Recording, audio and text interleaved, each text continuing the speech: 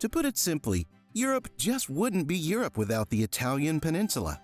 From the snow-capped Alps to the scorching tip of its high-heeled boot, Italy is a land of rugged coastlines, verdant rolling hills, and delicious cuisine. As the former seat of the Roman Empire, it's also steeped in history and has a huge impact on the culture of the entire continent. Join me as I take you on a tour of Italy's must-see locations, beginning at its southernmost tip. Number 10. Sicily. This is Italy's largest island, reaching into the Mediterranean Sea.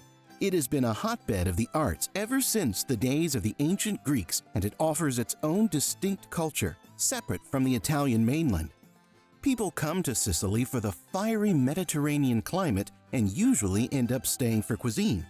Some call it God's kitchen because Sicily is the birthplace of the sweet, cream-filled pastries known as cannoli and arancini, deep-fried and battered balls of rice, often made from the leftovers of a mouth-watering risotto dish. On any visit to Sicily, Palermo and Catania are key places to explore as the two biggest cities on the island. They are very Mediterranean in style, packed with narrow, red-roofed streets, stunning beaches, and deep blue harbors. Catania sits under the shadow of Mount Etna, which is probably Sicily's most important landmark. It's a beefy, active volcano, often seen puffing out rings of smoke, and is the tallest peak in Italy outside of the Alps. Outside of the metropolitan areas, there's a lot of Sicilian nature to explore and some incredible ancient Roman ruins. If Sicily is too big of an island to handle, you can also head to the north coast, where the volcanic Aeolian Islands stick their head outs of the Mediterranean Sea.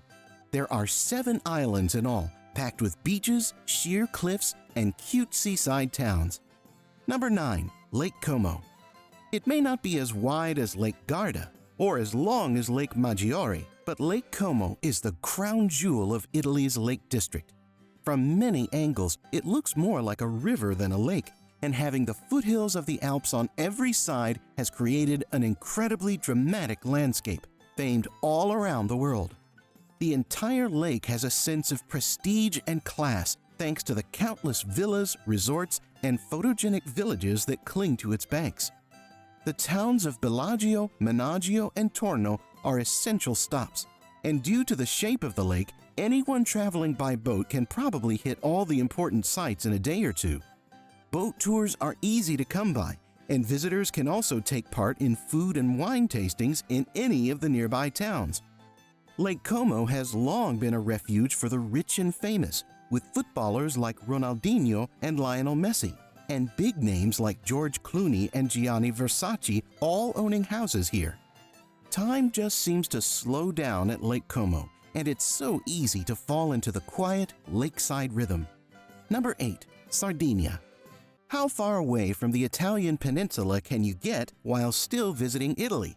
Sardinia is the second largest island in the country, lying about 116 miles off the mainland. It offers a fascinating blend of Italian and Spanish culture and is easily reachable by ferry or by plane. The number one stop on any itinerary has to be Cagliari, the island's magnificent capital city. The streets here are strikingly white, built from limestone, and to me, it has the feel of some other Mediterranean island like Malta rather than an Italian city. In Cagliari, you can explore an ancient Roman amphitheater and the medieval town center which overlooks Cagliari's Bay, sometimes known as Angel's Gulf. Outside the capital, however, there are over 1,000 miles of coastline to explore, crammed with beautiful beaches and hidden nooks. If you visit Italy frequently, Sardinia becomes even more intriguing, as it offers something completely different from the mainland. Number 7. Cinque Terre. This famous series of centuries-old fishing villages is one of the most alluring sights on the Italian coast. Be honest, have you ever seen anything like it? Fitting neatly between the cities of Genoa and La Spezia, Cinque Terre is home to scenic, colorful terraces that rise up from the ocean something like a painting. And it's not just extremely photogenic. The region of Cinque Terre is also one of the best places in Italy to grab a plate of seafood. The Liguria region is the home of fresh and herby side of Italian cuisine. That includes fresh fish, pesto and delicious homemade pasta, washed down with thirst-quenching glasses of white wine. There are plenty of tour guides along Cinque Terre offering hikes with views or boat rides through each of the 5 seaside villages. If you only have time to visit one, Portofino would be my personal recommendation. Picturesque is the only word that can describe it. A sheltered azure-blue harbor lined with clusters of vivid painted houses. Scenes like this are the reason why composer Ennio Morricone turned down a home in Hollywood for his home country of Italy. Number 6. Milan. This is the first major city on our list, and it's Italy's fashion and design capital, nestled in the foothills of the Alps. Whether you're in Italy for food, art, or shopping, Milan is a must-see. The Galleria Vittorio Emanuele in the city center is one of the world's biggest shopping arcades, and the Milan Cathedral, just off the central square, is another of the city's astonishing sights. While it does have its bottlenecks and alleys, Milan's numerous inner-city gardens and ornate, impressive buildings give it a real sense of importance and grandeur. It's always been a happening place, and it's easy to feel like you're part of that too. At the Santa Maria delle Grazie, you can catch a glimpse of the city's pride and joy, Leonardo da Vinci's The Last Supper, which is painted on the convent's wall and is completely open to the public. Being in northern Italy, Milan is more of a rice and butter-based city than a pasta and tomato-based city. Traditional Milanese dishes often include big cuts of meat fried in butter, bean-based stews, or the sweet bread known as panettone. It's also the birthplace of the man who invented espresso-style coffee. However, when you get into the world of dairy products, this city really is the big cheese. Milan is the home of gorgonzola and mascarpone, creamy styles of cheese that have become immensely popular all over the world. Number 5. The Gulf of Naples. For our next entry, we're heading down south to the esteemed city of Naples, the home of pizza, 6-string guitars, and a giant active volcano. Mount Vesuvius towers over the city of Naples and the surrounding bay, and although it's beautiful, it's worth remembering that it's the only volcano in mainland Europe that has exploded in the last 100 years. The ruins of Pompeii are just 15 miles away from Naples and serve as a stark reminder, if you ever need one, of nature's destructive power. In fact, there are several Roman ruins to explore in the area. You can also take a boat ride out to the island of Ischia. Relax in its thermal hot springs and explore the shops in its pretty fishing village. The Gulf of Naples is home to some incredible natural beauty, and it's worth taking your time in this region, even if the nearby Amalfi Coast is calling you. The city of Naples is a vibrant cultural hotspot, and you will soon discover why so many things are described as Neapolitan. The coffee, the fashion, the local pastries, the gelato. All of it adds up to an unforgettable experience that definitely deserves a spot in Italy's top 10 best places to visit. If you're enjoying this tour of the Italian peninsula, could you do me a massive favor by hitting the subscribe button and clicking the little bell next to it? That way, you'll be updated when our next video comes out, and it's a huge help to the channel overall. Thanks very much. Now, let's get back to Italy. Number 4. The Amalfi Coast. This rugged coastline is just a stone's throw from Naples. It is regarded as one of the most beautiful places in the world to drive, whether by boat or car, and, well, it's easy to see why. Pastel-colored villages like Positano and Atrani cascade down from the Lattari Mountains, creating a dreamlike landscape. But the beauty of the Amalfi Coast isn't just in its dramatic scenery and quaint seaside towns, it's also in the language and the region's rich culinary tradition. The Amalfi Coast is the birthplace of limoncello, a lemon-flavored liquor that is great for introducing your taste buds to the wonders of southern Italy. Seafood reigns supreme, with dishes like grilled octopus and clam pasta being among the local specialties. However, Amalfi is also the kind of place where you can get that authentic Italian taste of homemade pasta, paired with juicy tomatoes, garlic, olive oil, and fresh, fragrant basil. If there's any flavor combination that can conjure up an image of rural Italy and the gorgeous Amalfi Coast, that is the one. Number 3. Venice.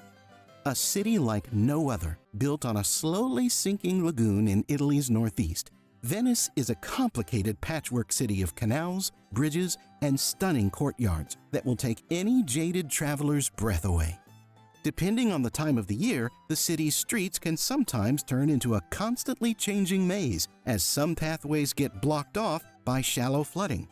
It's inconvenient if you live there, but honestly, kind of thrilling if you're just visiting.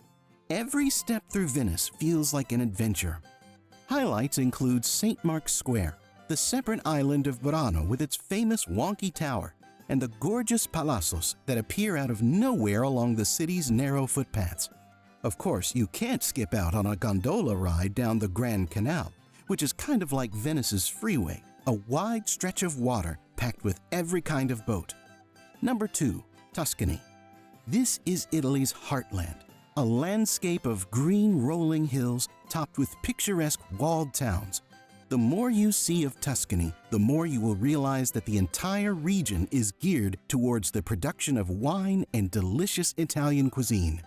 It's the home of bold red wines, Chianti, Brunello, and Montepulciano, all of which are created with Italy's most famous grape, Sangiovese. Any successful visit to Tuscany is one filled with gastronomic delights. However, it's also the region where you can find beautiful medieval towns, such as Siena and San Gimignano. Pisa is one of the most visited cities in the country, thanks to its infamous Leaning Tower. The people of Italy definitely seem to have a thing for old, wonky towers, but they all add to the country's undeniable charm. Florence is the region's metropolitan center and a one-stop shop for art lovers. It's essentially the birthplace of European culture, as all of the fine things that we have come to love burst out of here during the Renaissance in the 15th and 16th centuries. Florence's art highlights include Botticelli's The Birth of Venus at the Uffizi Gallery, Michelangelo's David at the Galleria dell'Accademia, and any of the Caravaggio masterpieces scattered around the city's countless galleries. Number 1, Rome. Also known as the Eternal City, Rome is the pinnacle of Italian and European culture as a whole, best known for its iconic landmarks like the Colosseum, Vatican City, and the Trevi Fountain. This ancient city also has its own unique character, a chaotic jumble of cobblestone streets, hidden coffee shops and gelato stands, infused with the feeling of a grand old empire. It's often described as an open-air museum, as Roman ruins and new developments stand side by side. Case in point, the Pantheon, which is now surrounded by scenic terracotta townhouses in the center of the city. When in Rome, you can also visit the Sistine Chapel, where Michelangelo's most famous works still look as fresh as the day they were painted, or the Roman Forum, where you can really get a sense of what it was like to live in ancient Rome. By now, you know the saying, Rome wasn't built in a day, and it takes much, much longer to fully explore everything it has to offer. Anything less than a week in Rome is just scratching the surface of this incredible city. Now, I have a question for you. What did you think of this list? Are there any other amazing places in Italy that I didn't cover? If there is, please let me know in the comments below, and let's start a conversation. And before you go, don't forget to hit the subscribe button. Until next time, safe travels, and remember to always keep wandering with purpose. I'll catch you in the next one.